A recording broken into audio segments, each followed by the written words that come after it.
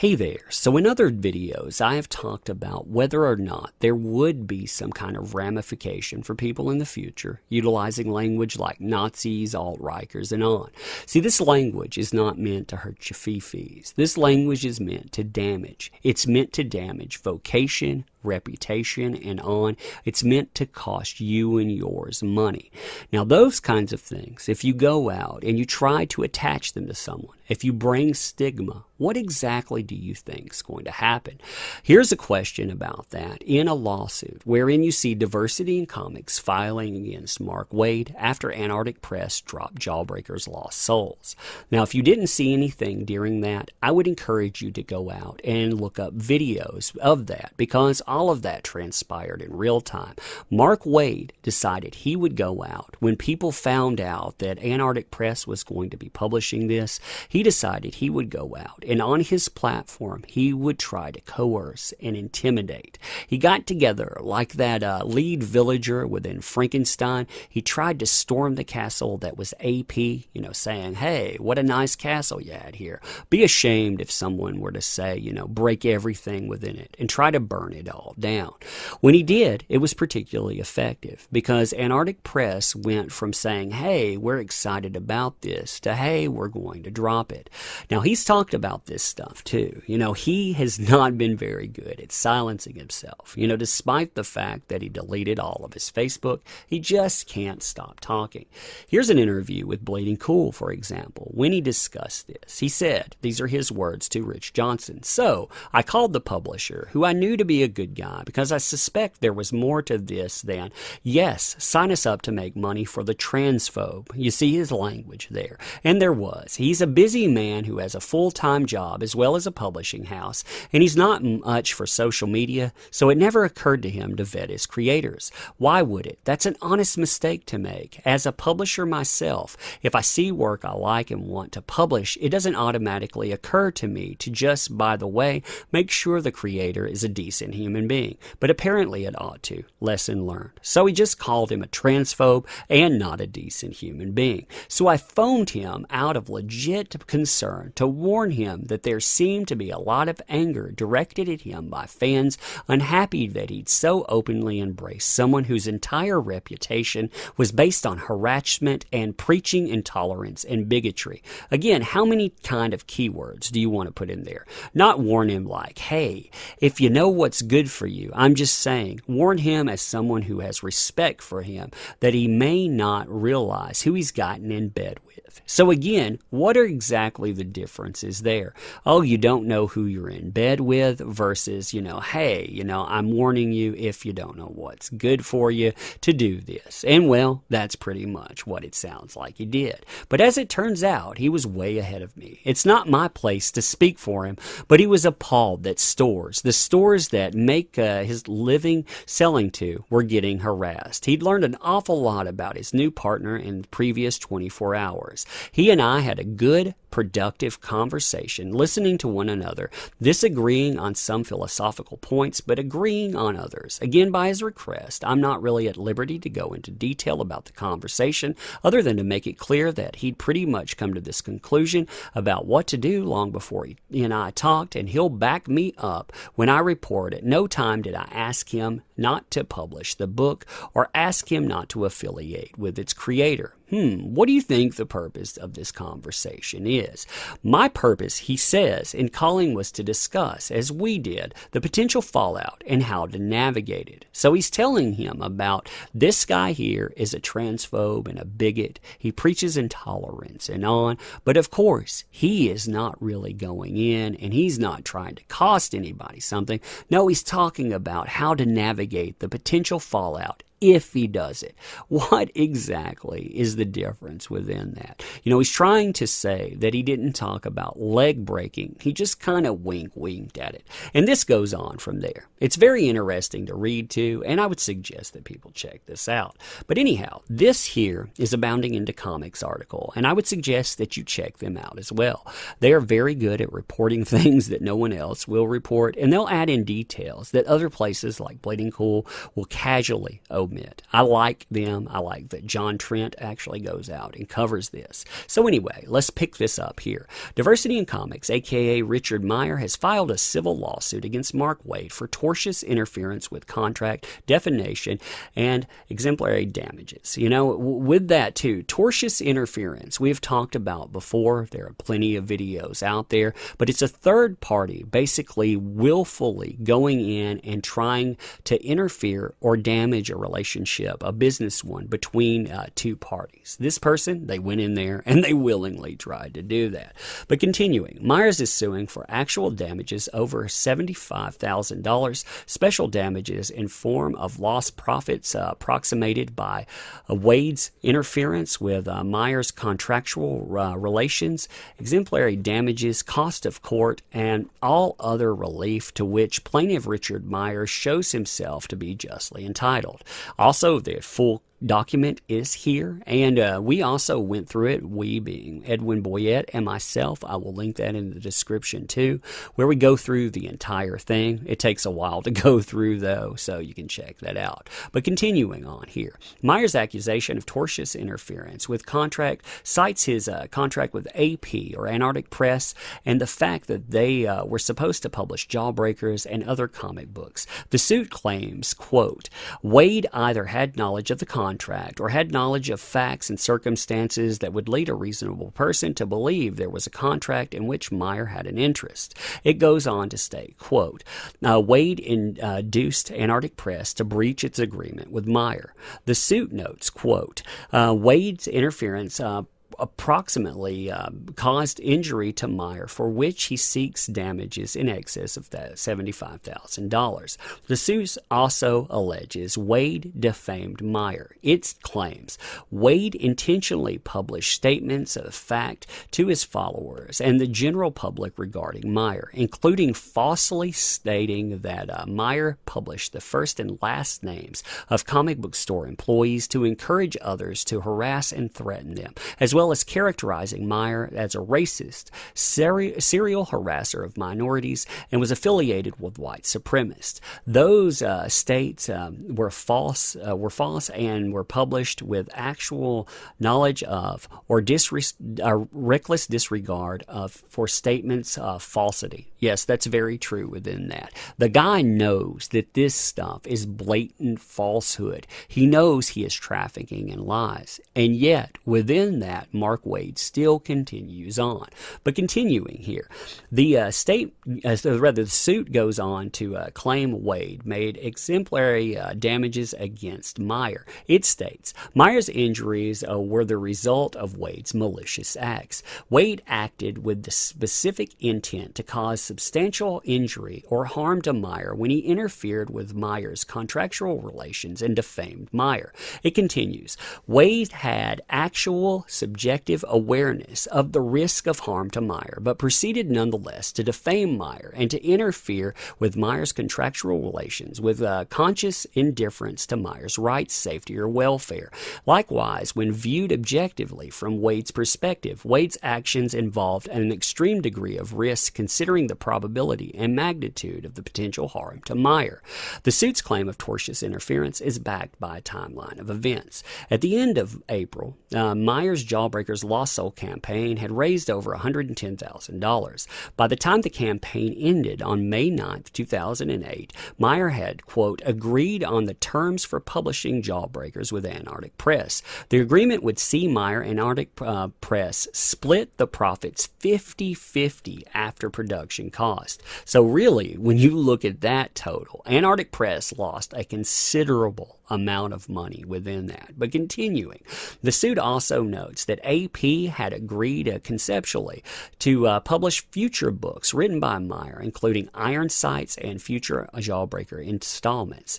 Following the conclusion of the crowdfunding campaign, the suit alleges that a number of, quote, certain retailers aligned with Waid and his followers had agreed not to carry Meyer's book and boycott AP because of misinformation being spread about Meyer and his views. That's very true too. 3 specific places that are keenly noted as anti-Richard Meyer decided that they would go out and they would collude in a secret Facebook posts that were leaked. There was a group out there, and these places, when they were conspiring, they were talking about going out and not only trying to intimidate the publisher, but intimidating other people that would carry that as well.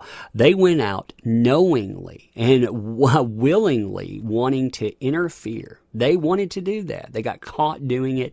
It leaked, and that's all the stuff he's trying to talk about as, oh, woe is me, those poor people out there. But continuing, the suit states that AP was not flustered and stated, that just shows me we're doing the right thing standing with you. And in fact, they would announce publicly, it's official, we're publishing Jawbreakers in September. Yes, you can see the links to all of this stuff here too.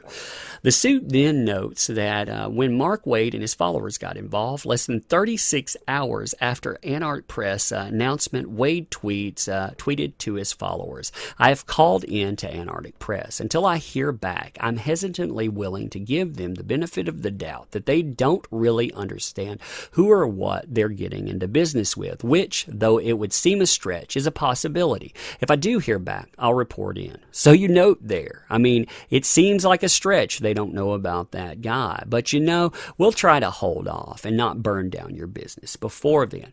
But continuing, the suit then claims that Waid's followers targeted AP with an onslaught of calls and threats. It also states they bombarded the owners of AP's other businesses. It goes on to detail that Waid did speak via telephone with one of the owners of AP and convinced him, quote, to repudiate its contract with Meyer, unquote. The suit claims the owner caved to Waid's pressure because they were frightened for its very survival by Waid's threat, and primarily because of his unwelcome interference.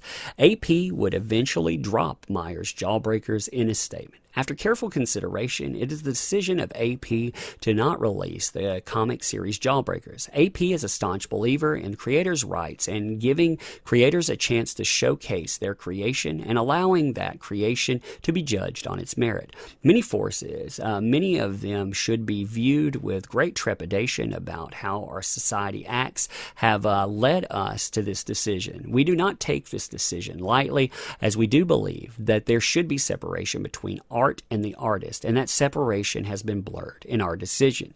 Now, when you think about that statement and you think about the timeline there, what impacted them to make that decision?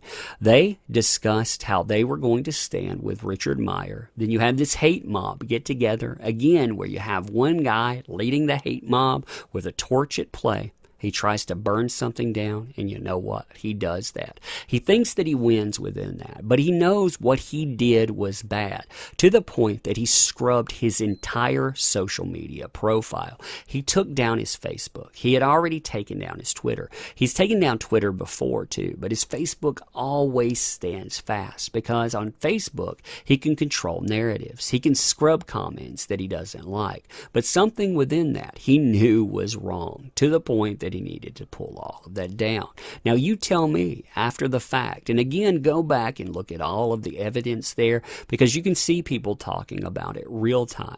I was there. I looked at it all, I watched this, and I tell you, when you watch it play out in real time, you can see that this guy, he meant to damage something. But continuing, the suit continues to state that Waid deactivated his social media profiles almost immediately after AP's statement, with the belief he had been warned that his interference was actionable. Oh yeah, very much so. It then adds that Meyer was unable to find another publisher for his books due to AP's experience. It forced Meyer to self-publish by creating his own publishing company.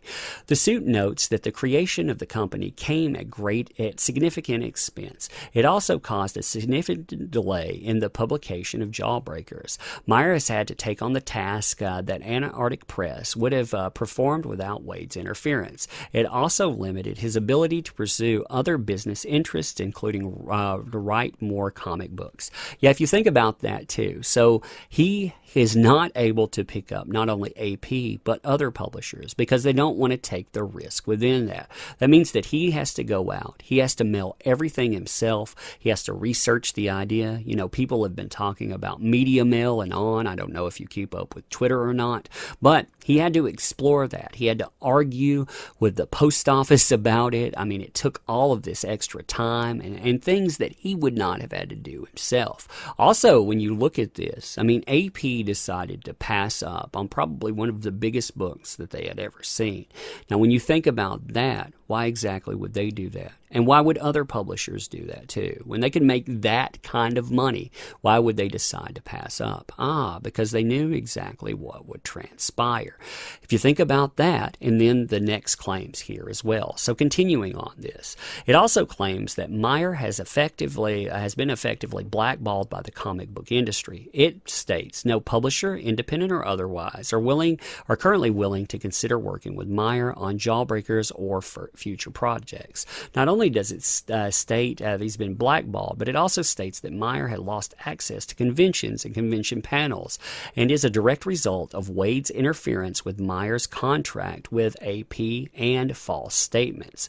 If you think about that too, you know, if you think back to Waid and his statements on panels, it goes all the way back to 2017, really, wherein Waid talked about going out and having people pull him off panels so Richard Meyer could be confronted. Now, we had leaked information from B. Clay Moore and other people like Taylor Esposito where they talked about goading him into punching him, you know, so they could goad him into violence. Now, if you think about them being willing to talk about that, and Mark Waid, the hothead, talking about this stuff, where do you think that would have ended? I mean, really think about that. But continuing, the suit specifically states, Waid has falsely stated that Myers published a list of comic book stores with first and last names of the comic book store employees in response to the store's decision not to carry Jawbreakers. In doing so, Waid suggested that Meyer was encouraging his followers to harass or threaten the comic book store employees.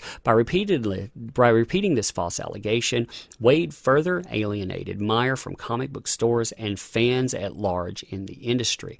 This is true. In fact, that article that we were talking about here, where I read that, you'll notice that the first paragraph where he's discussing this, he talks about a list being published. It actually has the same things mentioned in it. You know, the list with the full names, first and last, of store employees, and it talks about how he is going out, he is trying to intimidate them, and why he would do so. I mean, these are his own words given to Bleeding Cool after the fact, where he's talking about why he went and he contacted AP, what exactly he was trying to do with it. So, I mean, in black and white, he spells this out for you.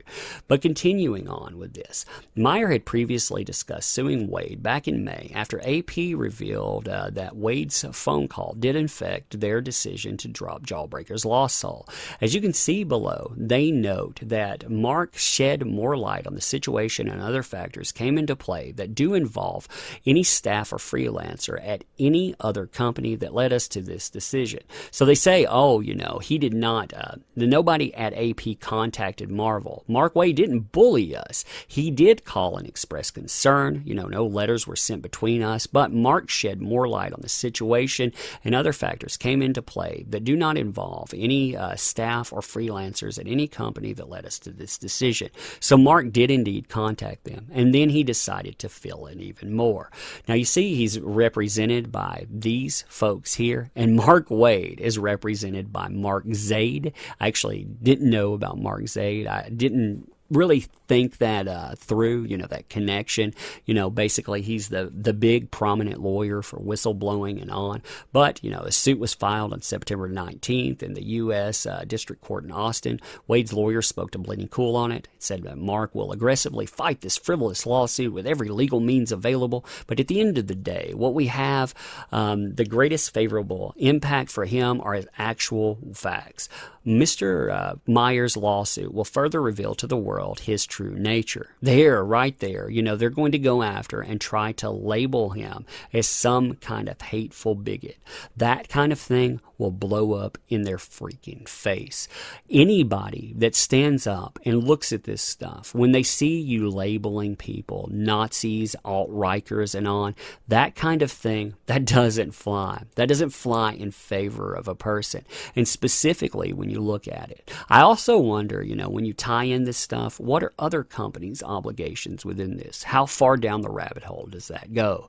My final thoughts on this. I wonder within this lawsuit if, somebody had asked, for example, if Mark Waid was sitting on a panel talking about this after the fact, and he was representing Marvel, what's the liability for a Marvel or a Disney? Again, how far down that does it go? The word freelancer, it doesn't mean anything there. It doesn't mean that he doesn't have any kind of exposure, and nor does the company there. They may treat that like that's some kind of bulletproofing, but it doesn't mean anything. Within this, I think that he actually has a good case. I mean, you have to assume within all of this stuff that all we've seen is the surface level material. And that Mark Waid has said much more there. That Antarctic Press, you have to assume that there are people there. What exactly has been said there? What other things are there? If Richard Meyer is going to go out and he's going to file a lawsuit, that he's thought about this. He has gone out and he has played a game that has showcased these people for who and what they are. He has showcased how hateful and intolerant this industry is, and basically how it loves to discriminate. He's been very good at that, so why would he fail at this? He has done it time and again. And I imagine that there are levels of this that pretty much haven't been on display, and that they'll get one hell of a show as it goes. But you tell me, what do you think about this kind of stuff? Also, if you like this kind of content, please consider supporting the channel. Like and subscribe, definitely. But beyond that, there are other ways to support, considering YouTube doesn't like wrongthink and probably won't like this video, much like they don't like about 60 to 80% of videos. So if you go out and check out the description, there are links within it, and I'll link this stuff within there too. But I want to know what you think about this stuff. Looking at it, should Meyer file a lawsuit here? Does he have a good case? What do you think about everything within this? And thank you for your time.